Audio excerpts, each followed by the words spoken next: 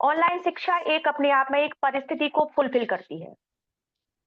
जैसी परिस्थितियाँ थी, वैसे ही जो भी हैं, इस तरह की जो शिक्षा में बदलाव आए और वो एक-दूसरे को पूरक तो है, पूरक मानना ज़रूरी भी है, क्योंकि बिना ऑनलाइन आज के बच्चे को ऑनलाइन शिक्षा, समय, स्थान, ड्रेस कोड, डिसिप्लिन ये सब चीज़ें उसमें नीड नहीं होती है, ऑनलाइन शिक्षा के अंदर। कि कोई समय निर्धारित नहीं है, कोई टाइम पीरियड फिक्स नहीं है, कोई ज़रूरी नहीं है किसी भी प्लेटफ़ॉर्म पर कहीं भी, किसी भी समय रात को 12 बजे, 1 बजे भी मन है तो आप कोई भी कंटेंट आप कहीं से भी सर्च करके आप पढ़ सकते हैं और इस तरह से टीचर्स ने भी ये बना लिया कि नहीं आप ऑनलाइन जो है स्टडी करिए क्योंकि अब आपका जीवन खतरे में है। तो मैं तो मानती हूँ कि ऑनलाइन के टाइम पर, कोविड के टाइम पर जो अपनी जो भारत में जो शिक्षा है, वो उसका पूरा विस्तार हो गया।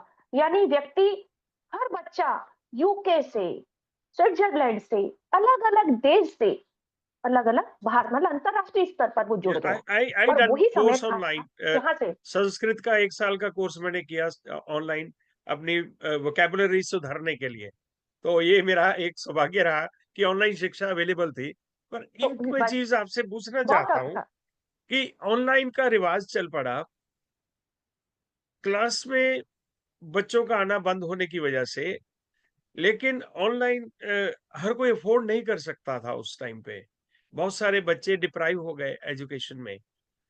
तो उसमें ये जी। पूरक कैसे हुआ? मतलब I am just still confuse about it कि कैसे इस चीज़ को, क्या कोई सब्सिडी अवेलेबल थी बच्चों के लिए?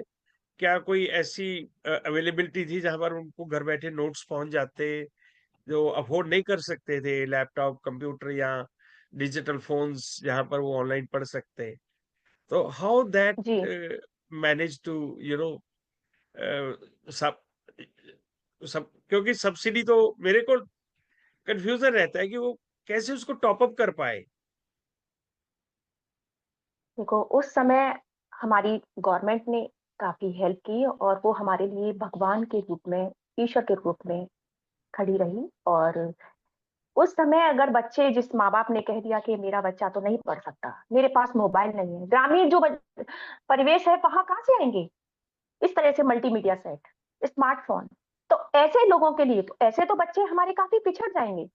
तो उस समय गवर्नमेंट ने क्या सोचा, हमारी मुख्यमंत्री योजनाएँ कुछ ऐसी चलाई गई जिसमें कि ग्रामीण वेरी गुड। परिवेश में घर-घर में मोबाइल की सुविधा दिलाई गई और वाह! वहाँ धीरे-धीरे पहले माँ-बाप पहले एजुकेट हुए, उसके बाद बच्चे एजुकेट हुए, क्योंकि ये स्मार्टफ़ोन बहुत को हर ज़रूरी कोई है, नहीं चला पाता बहुत और आज ज़रूरी के है। ये समय तो में भी अपने आप में एक इंटरव्यू सब्जेक्ट है जी, माँ-बाप का एजुकेट होना। इसके लिए आपके आने जी, वाले समय में आपको कुछ एक टीचर्स को लेकर हम डेफिनिटली एक प्रोग्राम क्रिएट करना चाहेंगे साक्षात्कार के माध्यम से कि how do we ji, educate the parents. ये एक बहुत बड़ा सब्जेक्ट है। यहाँ पर यू नो एक पीटीए, पेरेंट टीचर एसोसिएशन का दायित्व बन जाता है कि yes, this is important and देश का भविष्य के लिए सहायक बनना हमारा एक ड्यूटी बनती है। तो एक आर्मी की तरह ही है हम घर बैठे, जो टीचर्स हैं स्पेशली या पेरेंट्स हैं, कि देश को हमने एक अच्छा नागरिक देना है, तो कैसे दे सकते हैं? उसको कैसे ट्रेन कर सकते हैं? बहुत बड़ा काम करते हैं, बहुत समय एक ऐसी चीज़ है कि कुछ समझ नहीं आता। एक चीज़ आपसे मैं आपके माध्यम से ज़रूर कहना चाहता हूँ कि इंडिया को भारत कहें, ये हमारा संकल्प साक्षात्कार का। अंगदान के लिए अपने आप को रजिस्टर करें और पर्यावरण के लिए पेड़ लगाएं और जल को बचाने की कोशिश करें। ऐसे-ऐसे साक्षात्कार के माध्यम से हम मैसेज देते हैं। आप प्रिंसिपल के रूप में कार्यरत हैं, तो डेफ़िनिटली चाहेंगे कि आप इस कार्य में अपने एरिया में ही जुड़ जाएँ, तो it will be a very good idea. अंत में आप युवा पीढ़ी और नव नियुक्त शिक्षकों को क्या संदेश देना चाहते हैं?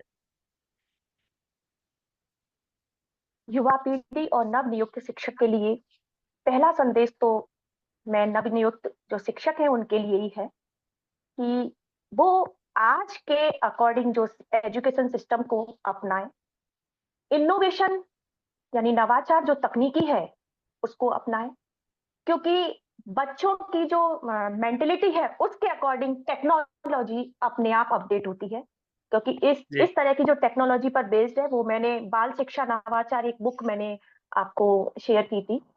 ये बाल शिक्षा जी, नवाचार में सारी टेक्नोलॉजी है कि हम छोटे बच्चे को किस तरह से लर्निंग कैपेसिटी दे सकते हैं, लर्निंग टिप्स दे सकते हैं, उसके लर्निंग के प्रति अट्रैक्शन दे सकते हैं कि हाँ मुझे कुछ सीखना है। ये सारी चीजें उसके अंदर हैं वेरी कि गुड। एबीसीडी कैसे सीखनी है और काउंटिंग कैसे सीखना है, पहेलियों के माध्यम से, गीतों के माध्यम से, या सर्वेक्षण करवाएं बाहर जाकर के अपने आसपास के विद्यालय के आसपास के जो गार्डन है। अगर आपको एनवायरनमेंट से रिलेटेड या फिर प्लांट्स या बॉटनी से रिलेटेड कुछ चीजें पढ़ानी है तो आप गार्डन ले जाएं, उनको विजिट कराएं, वहाँ एक एक पत्ते और फूल से उनको पूरा परिचित कराएं।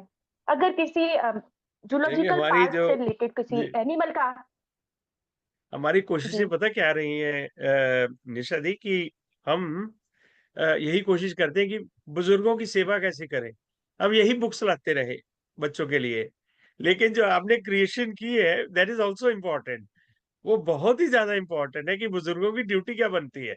ये एक आपने वेरी एजुकेशनल प्रोजेक्ट लिया है।